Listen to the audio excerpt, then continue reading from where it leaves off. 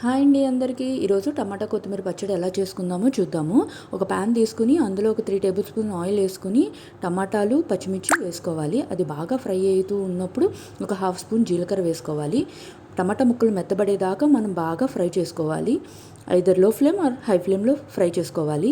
ఇది కొంచెం ఫ్రై అయ్యాక కొంచెం చింతపండు 2-3 గార్లిక్ వెల్లుల్లి వేసుకుని బాగా ఫ్రై చేసుకోవాలి. అందులో కొత్తిమీర కూడా వేసుకుని బాగా ఫ్రై చేసుకోవాలి.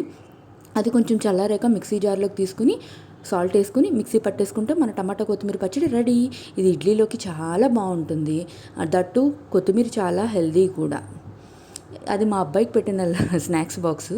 ఇదిగోండి చూడండి, నేను జార్లోకి తీస్తున్నాను, ఇడ్లీ తీసాను, ఇంకా మిక్సీ పట్టాను, పచ్చడి మీకు చూపిస్తున్నాను. ఇలా చేసుకుంటే టమాటా కొత్తిమీర పచ్చడి చాలా బాగుంటుంది. ఇడ్లీలోకి దోశలోకి ఇంకా బాగుంటుంది. సబ్స్క్రైబ్.